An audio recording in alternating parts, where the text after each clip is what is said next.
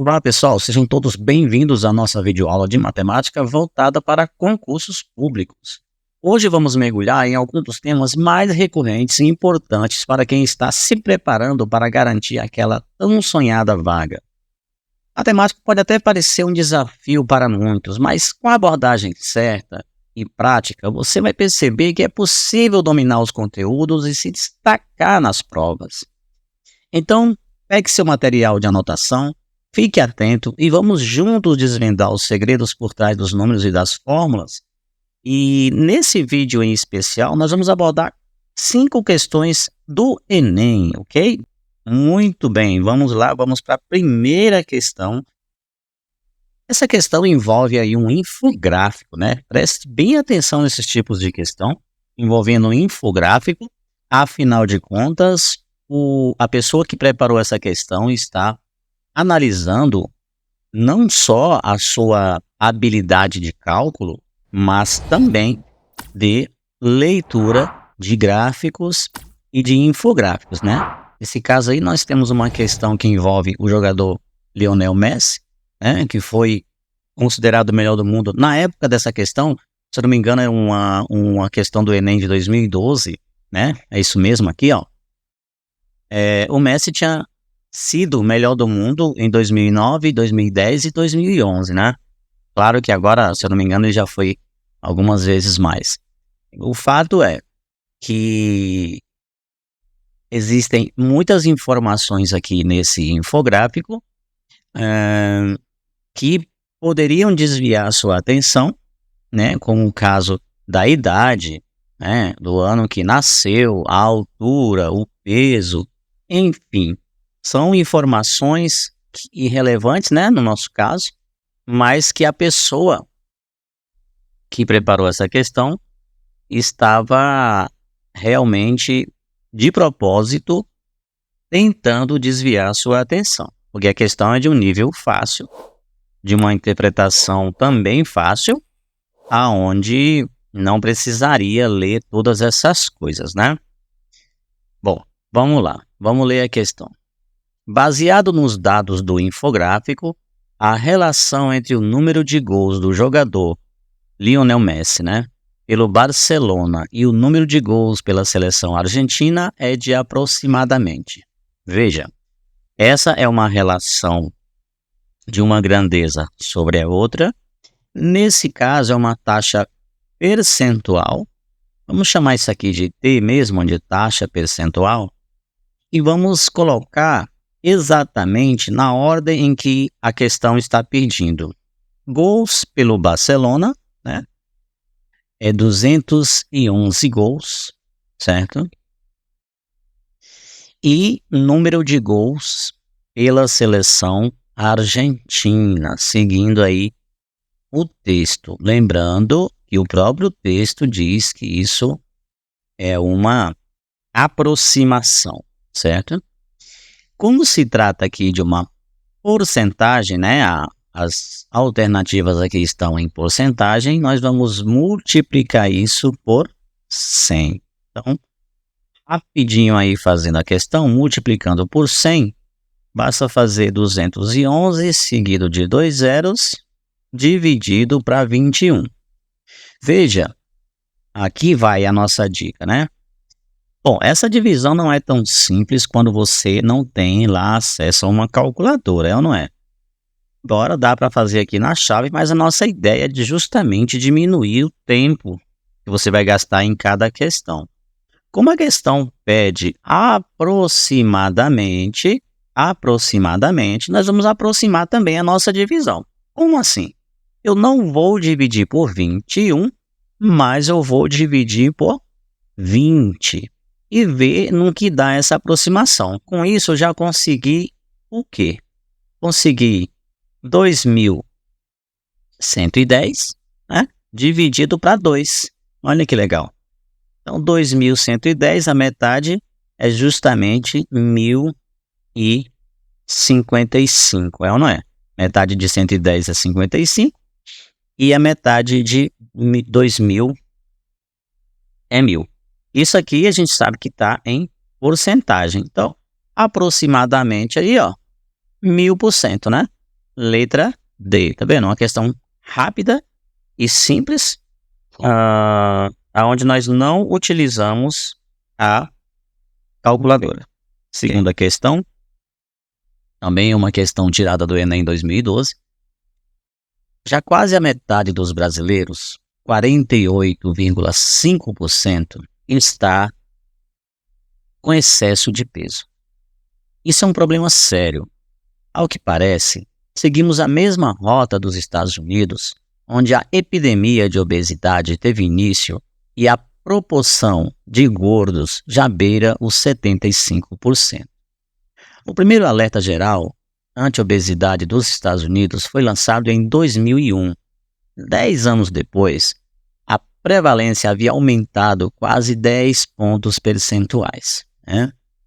Suponha que a taxa de crescimento brasileiro de obesidade continue sempre aumentando na mesma proporção de taxa dos Estados Unidos. Assim, o Brasil atingirá os atuais índices americanos no ano de, as alternativas aqui, 2022, 26, 30, 33 e 38.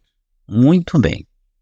De acordo com o texto, 10 anos depois, a prevalência havia aumentado quase 10 pontos percentuais, certo? Como em 2012 a taxa americana é de 75%, então a gente pode começar fazendo assim. Eu posso dizer que 75%, que é dos Estados Unidos, menos 48,5%, que é justamente a nossa taxa, né? Isso aqui vai dar 26,5%, certo? E daqui a gente já começa a analisar o que a questão nos pede, né? Sim, o crescimento brasileiro seria de aproximadamente 1% ao ano, né? Já que são 10 anos na contagem aí do texto, em 10 anos aumentou 10 pontos percentuais, né? Então, uma taxa de crescimento aí de 1% ao ano, né? Claro que está aqui sempre comparando com a taxa de crescimento americana. Bom, se é 1% ao ano, e para atingir essa taxa, né, de diferença aqui, de porcentagem, a gente pode aproximar isso aqui para 27, né? 26,5 a gente aproxima para 27%, né? Então, basta colocar aqui 27 vezes 1, que é 1% ao ano, isso aqui vai demorar 27 anos, né? Para chegar à taxa americana, tá? Como a pesquisa foi feita em 2011, então basta somar agora 2011 mais 27, né? Para a gente ter 2011 aqui, né? 2038, certo? Então, em 2038, letra E, o Brasil vai atingir a marca americana, né? Dos 75%. Isso, claro, falando estatisticamente, tá? Aí essa questão aqui interessante. Ruth e Suiane brincavam de escrever uma sequência numérica. Ruth iniciou escrevendo o número 2. Em seguida, Suiane escreveu o número 5. Depois, Ruth escreveu o 10. E a Suiane, 17. Tá? Ruth, 26, e a Suiane escreveu o número 37. Né? Assim sucessivamente. Qual a diferença entre o centésimo número escrito por Suiane e o centésimo número escrito por Ruth? Olha que interessante essa questão. Vamos construir uma tabelinha aqui. Aqui vamos colocar a Ruth e aqui a Suiane. Né? Suiane, muito bem. A Ruth escreveu o número 2 e a Suiane escreveu o número 5. A diferença entre esses números é 3. Depois, a Ruth escreveu o número 10 e a Suiane escreveu o número 17. A diferença entre esses números é 7. A Ruth escreveu o 26 e a Suiane o 37. Veja que a diferença entre esses dois números, 11, né? Dessa forma, a gente pode perceber que a diferença aqui entre os números da Ruth e da Suiane é 4, né? Veja, do 3 para o 7 dá uma diferença de 4, e do 7 para o 11 dá uma diferença de 4. Com certeza, o próximo número aqui que a Ruth escrever e a Suiane também vão dar uma diferença de 4, certo? Uma diferença de 4, isso vai seguir até o centésimo número. Então veja que quando a Ruth escrever o centésimo número, que a gente não sabe, não tem nem ideia de que seja, mas não precisa, é só uma questão mesmo de lógica, isso quer dizer que vai dar entre as duas, né, uma diferença de 4. Então, como são 100 números, basta escrever 100 vezes 4, ok? Isso aqui dá 400. Agora, muito cuidado aqui, porque a gente tinha aqui duas alternativas muito parecidas, né, muito próximas. E aí é que está o problema, né? Mas vamos analisar que a Ruth escreveu 2, a Suiane escreveu 5, então a primeira diferença foi 3. Veja que não foram todas as diferenças 4, né? A primeira foi 3, então isso é 400 menos uma, né? Menos uma diferença, que é justamente a diferença de 3. Isso aqui dá 399, certo? Veja, se todas as diferenças foi 4, só que uma das diferenças foi 3, né? Então, 400 menos 1 é igual a 399, letra D. Olha essa questão. Na figura a seguir, temos um ambiente para a realização de grandes eventos, em formato de setor circular, onde os assentos estão dispostos obedecendo a uma lei de formação. No vértice do setor, primeira fileira, coloca-se apenas uma cadeira. Na segunda, posterior, colocam-se 2. Na terceira fileira, coloca 4 e assim por diante. Considere que a lotação máxima é de 511 pessoas sentadas. Então, o número de fileiras nesse ambiente é igual. Muito bom, né? A questãozinha aqui que se parece com uma base binária, né? A gente perceber aqui no enunciado, aliás, perceber aqui no desenho, né? Esse 1 a gente pode escrever como 2 elevado a 0, né? O 2 como 2 elevado a 1. Então, perceba que nós estamos aqui diante de uma base binária, certo? Como a lotação máxima é de 511 pessoas, perceber isso, eu posso escrever o 511 como uma base binária, né? Seria isso, né? Seria escrever o 1, que é 2 elevado a 0, mais 2, que é 2 elevado a 1, mais 4, que é 2 elevado a 2, e assim por diante, né? Como não são muitos, eu posso rapidinho aqui escrever, e eu não tenho lá muito tempo lá no Enem, né? 2 elevado a 5. Então, eu vou tentando aqui o mais rápido possível. 2 elevado a 7. 256. 2 elevado a 8. Pronto, né? Agora basta contar a quantidade de parcelas que eu tenho para saber quantas fileiras são, né? Olha, 1, 2, 3, 4, 5, 6, 7, 8, 9 fileiras, né? Aí, letra C, tá?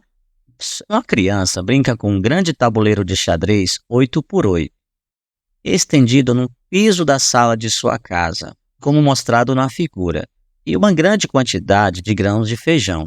Ela coloca um grão na casa de número 1, 2 grãos na casa de número 2, né, tá aqui, e 4 grãos na casa de número 3, 8 na casa de número 4 e assim sucessivamente até a casa de número 64. Quantos grãos de feijão a criança terá colocado até a quinta casa? Veja bem que a questão não pede para contar todos os grãos de feijão nas 64 casas, ok? Então, cuidado com essas informações. Essa questão é muito parecida com a questão anterior, né? Onde vai envolver aí a questão binária, né? Então, olha só, a criança vai colocar na primeira casa 1 grão de feijão, certo? Então, eu posso já chamar isso aqui de 2 elevado a 0, que é igual a 1. Na segunda casa, ela coloca 2 grãos e assim ela vai dobrando, né? Na terceira casa, ela coloca 4 grãos, né? Na quarta casa, ela vai colocar 8 grãos, né? E finalmente, na quinta casa, ela vai colocar justamente 16 grãos. Agora basta somar tudo isso aqui para ver quanto dá. Veja, 20 mais 8, né? Aqui, né? 20 mais 8, 28. 28 mais 2, 30. 30 mais 1, 31 grãos, certo? 31 grãos. Também muito cuidado para quem achava que era 2 elevado à quinta, que ia dar 32, né? Iria errar a questão, não? Para quem resolveu essa questão com pressa, com certeza colocou 2 elevado à quinta igual a 32, mas 2 elevado à quinta, como eu mostrei aqui, a menina andou 6 casas, né? E não 5 casas. Afinal de contas, as potências sempre começam com 2 elevado a 0, né? Então, sempre tem que tirar uma unidade da posição, né? Das posições que se pede num problema. Então, 2 elevado a 4, ela andou 5 casas, somando tudo, 31 graus, 31 grãos, aliás, letra C. Beleza, chegamos ao fim da nossa aula de hoje. Espero que os conceitos que trabalhamos aqui tenham ficado mais claros e que você ainda se sinta mais preparado para enfrentar as questões de matemática no seu concurso. E lembre-se sempre, a chave para o sucesso está na prática constante, na confiança em si. Ok? Isso é o principal. Se gostou da aula, não se esqueça de curtir o vídeo e se inscrever no canal para não perder nenhuma atualização. E claro, compartilhe com seus amigos que também estão nessa jornada, né? Continue estudando, mantenha o foco e até a próxima. Boa sorte!